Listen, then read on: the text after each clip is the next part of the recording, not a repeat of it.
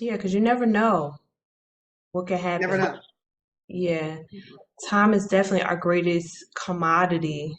I've been like watching who I spend my time with because time is limited. I really feel like the pandemic has like taught me you need to definitely cherish the ones that's around you, the ones that are there that's willing to want to spend time, and then the ones that haven't really acknowledged you or checked up on you.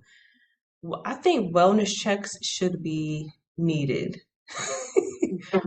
I definitely think wellness checks, but yeah, time cannot be get back. You cannot never get time back. You get money back, you can make money back, but time you can never get it back.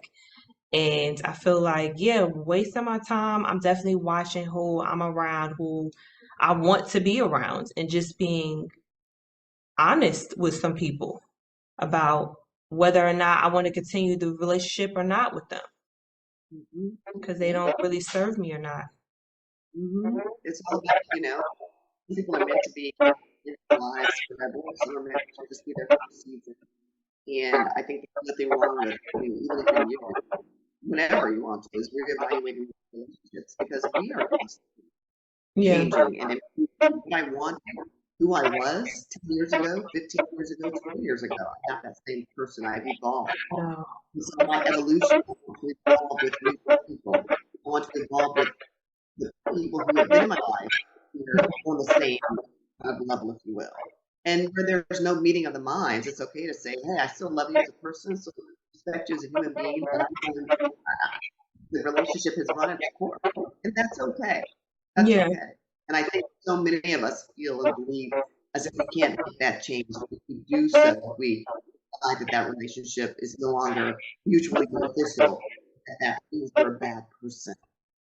And I just think of the opposite. I think it means you're a great person because you're both at least you're valuing what's important to you. And you're not going to waste their time, and you're not going to waste your time trying to pretend as if this is what it used to be 15 years ago. You're like, no, I'm a different woman. I'm a different person. Still love you and respect you. Still want the best for you. We'll continue to pray for you, but I just need to be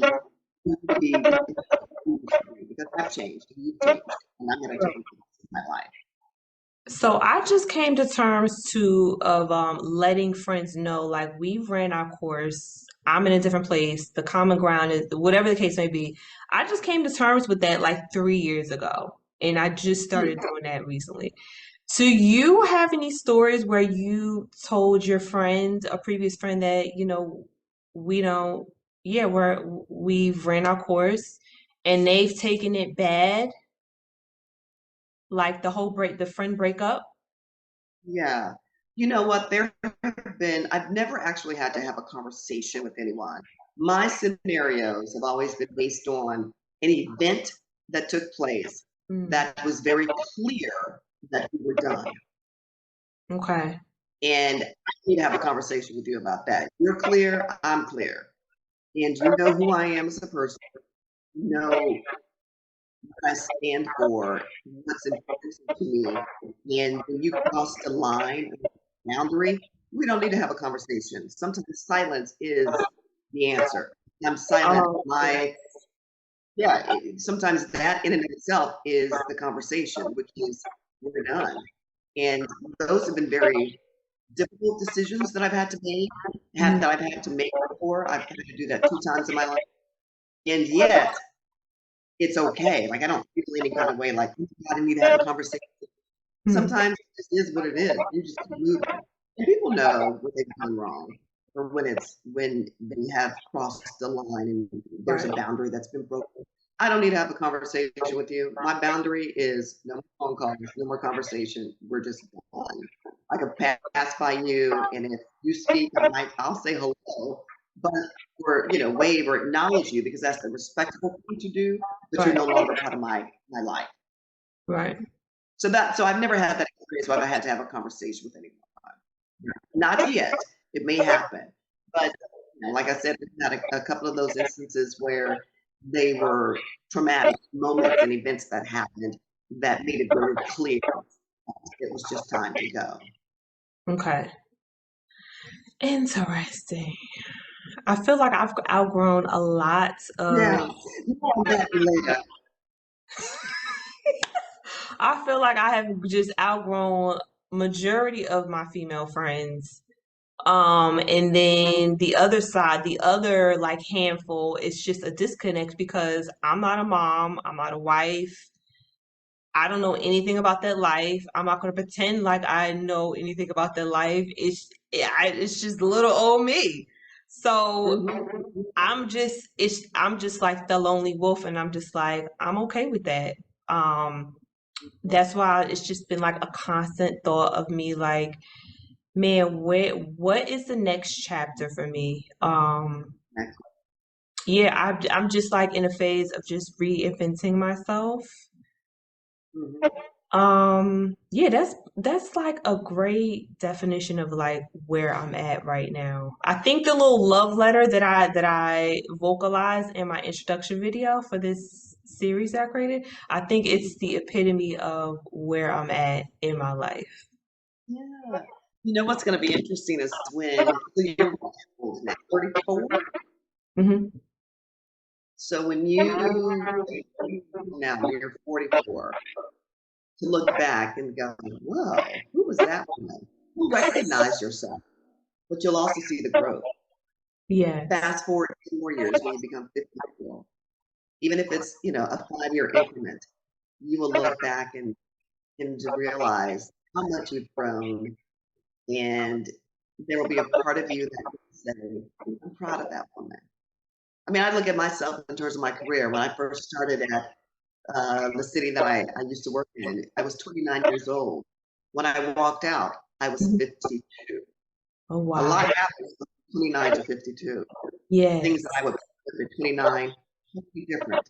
At 50 and 52, you realize who you are as a woman, who you are as a Black woman, what you deserve as a human being, Right. and to realize some of the microaggressions and many of the attitudes and the disrespect and the Mhm. Of marginalization that goes on in corporate America. You course. realize my worth. I love myself more than putting up with this. Right. And so the things I would tolerate at 29 are totally different, 20, 30 years later. And and that's part of life's journey. And I look at myself at 29 and go, oh, okay, I was so young and I was excited about being in this business. I'm just like I'm a go-getter, and we can do all things through Christ, and which you can. But you're just this sponge, and you're just excited about life, and you're independent, you're on your own, Right. and then you begin to understand life. You know, real life. You begin to Real understand that a adulting. lot of things adulting, yes. You realize things that are set up not for us are set up in a way for us not to succeed and achieve. Not in every place and not everyone, but you realize your own value and your own worth. And you Mhm. decide, I deserve a better life than this. And it served a purpose for that time. And now I'm in a different season. And so you just look back and go, thank you. Next. On to the next. So yeah, I mean, it will be interesting for you to take a look back 20, 15, 10 years from now and go, okay, who's that girl? Okay, now I'm a different woman, and I'm better than I was before. I'm greater, and I've used those moments of life to change for the better. So I'm not living my best life. I'm living my better than best life.